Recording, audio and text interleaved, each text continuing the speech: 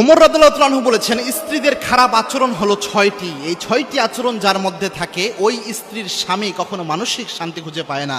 এবং ওই স্ত্রী যদি কোনো পরিবারে থাকে, ওই পরিবারের মধ্যে কোনো শান্তি থাকে না, সন্তানরা পর্যন্ত মানসিক অশান্তিতে ভোগে। এটা ওমর রাদিয়াল্লাহু তাআলা আনহুর কথা। যদিও বর্ণনার ব্যাপারে অনেকেই দুর্বল বলেছেন বা অনেকে ইখতিলাফ নিয়ে এসেছেন, তবে 6টা এমন গুণ পাওয়া যায় যেটা ইহুদি নারীদের গুণের মধ্যেও রয়েছে। এই 6টা গুণ, এই 6টা গুণ থেকে আমাদের বেঁচে থাকা উচিত। আল্লাহর হাবিব সাল্লাল্লাহু আলাইহি ওয়াসাল্লামের শ্রেষ্ঠ সাহাবী ওমর রাদিয়াল্লাহু তাআলা আনহু তিনি বলেছেন, 6টা গুণ হচ্ছে নিকৃষ্ট গুণ মহিলাদের জন্য।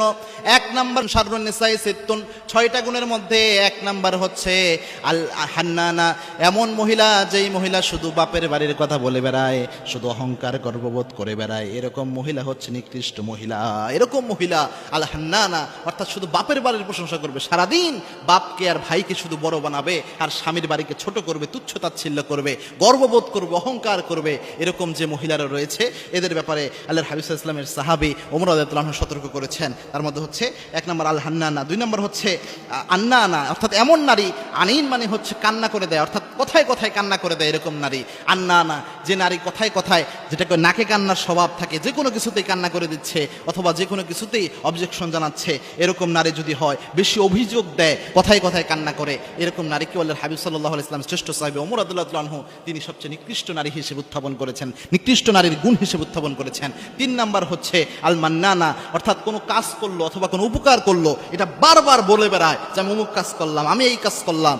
কেউ এই কাজ করে না, নিজের কাজকে অনেক বেশি শো অফ করে, নিজের উপকারকে শো অফ করে, উপকার করে এটা বারবার বলে বেড়ায়। এরকম গুণ যে নারীর মধ্যে থাকে, তাকে তাদের ব্যাপারে ওমর রাদিয়াল্লাহু তাআলা সতর্ক করেছেন। 4 নাম্বার হচ্ছে আল হাদ্দাকা, অর্থাৎ এমন নারী যে নারী অনেক লোভী, অনেক উচ্চাবিলাসী, অর্থাৎ আপনার সামনে এসে বলতেছে যে অমুককে অমুক জিনিসটা কিনে দেওয়া হয়েছে, মার্কেটে অমুক জিনিসটা এসেছে, অনেক উচ্চ জিনিসের লোভ তার মধ্যে বাসা বাঁধে, উচ্চ জিনিসের জন্য হাই হতাশ করতে থাকে। এরকম লোভী আচরণ যাদের মধ্যে রয়েছে, উচ্চাবিলাসী যে নারীরা রয়েছে, এদের ব্যাপারে ওমর রাদিয়াল্লাহু তাআলা আনহু সতর্ক করেছেন। 5 নাম্বার আল বাররাকা, অর্থাৎ অতিরিক্ত সাজগোজ প্রিয় যে নারীরা, অর্থাৎ দেখবেন স্বাভাবিক মেয়ে মানুষ তো সেজেগুজে থাকবে, এটা একটা মেয়ে মানুষের ন্যাচারাল বৈশিষ্ট্য। এবং আল্লাহর হাবিব সাল্লাল্লাহু আলাইহি ওয়াসাল্লামের সামনে একবার এক মহিলা একটা চিঠি দিলেন না পত্র দিলেন, এরকম বর্ণনা এসেছে। আল্লাহর হাবিব সাল্লাল্লাহু দেখলেন তার হাতে কোনো মেহেদি নাই। আল্লাহর হাবিব সাল্লাল্লাহু রাগ করলেন যে কেন তুমি মেহেদি দিলে না। সুতরাং মেয়েরা ন্যাচারালি যে সাজটা সাজে এটা স্বাভাবিক ব্যাপার, কিন্তু কিছু মেয়ে আছে সারা দিনটা শুধু তার মাথায় সাজগোজ নিয়ে পড়ে থাকে।